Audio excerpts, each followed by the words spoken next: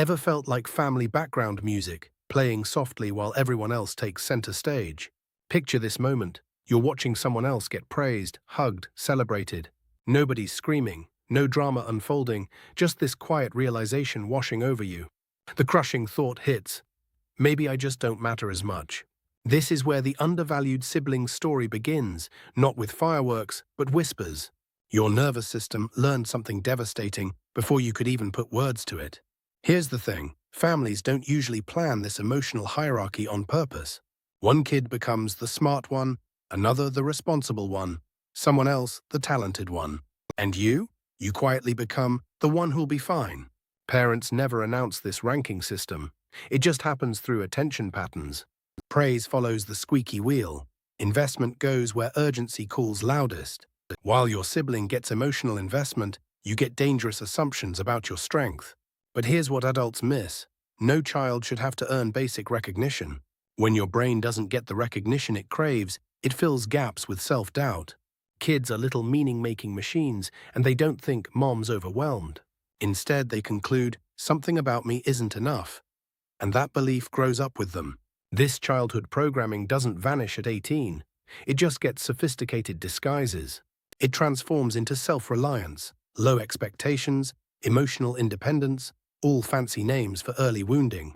From the outside, you probably look incredibly put together, calm, undemanding. But inside, there's constant negotiation. Don't ask for much, don't take space, don't need. This creates a weird split. One part hyper-responsible, another part emotionally starving. You master reading rooms, sensing moods, becoming whatever the environment needs. This isn't empathy by choice, it's empathy by survival, and it's exhausting. Research shows kids with inconsistent validation develop intense self-monitoring systems. Your worth becomes conditional, valuable when useful, uncertain when simply being. Deep inside, your mind still believes love is earned through performance, not given freely. The cruelest part? Nothing obviously bad enough happened to justify your pain. There's no dramatic event to point to, just the absence of something essential. And absence is harder to grieve than obvious pain. It makes you question your reality. You tell yourself others had it worse, dismissing your experience before anyone else can. This self-invalidation becomes your cruel internal soundtrack, playing on endless repeat. Compliments feel suspicious, celebration feels foreign. Your system expects attention to disappear. There's also this quiet anger that follows you around like a loyal, unwelcome dog. Not explosive rage, more like carrying a heavy stone everywhere you go. Why didn't I demand more? Why was I always the understanding one? But here's the truth. Children shouldn't have to demand basic emotional care. What happens instead is emotional outsourcing. You become everyone else's support system. You learn to hold space for others long before anyone holds space for you. In adulthood, people value your reliability, but don't always cherish your inner world. They lean on you, trust you, but rarely think to ask what you need. And when they do ask, your mind goes blank. You never practiced having needs. Psychologists call this emotional invisibility. Not obvious neglect, but subtle emotional inattention. It creates self-erasure instead of chaos. You believe being low impact equals being lovable. But emotional independence forced too early isn't strength. It's adaptation to survive. A kid who stops asking for comfort isn't healed. They're just adjusting to scarcity. This breeds comparison-based worth. You're constantly measuring yourself against invisible standards. Even when you succeed, there's strange hollowness, like applause in an empty theater. What you wanted wasn't applause anyway. It was acknowledgement without having to outperform someone.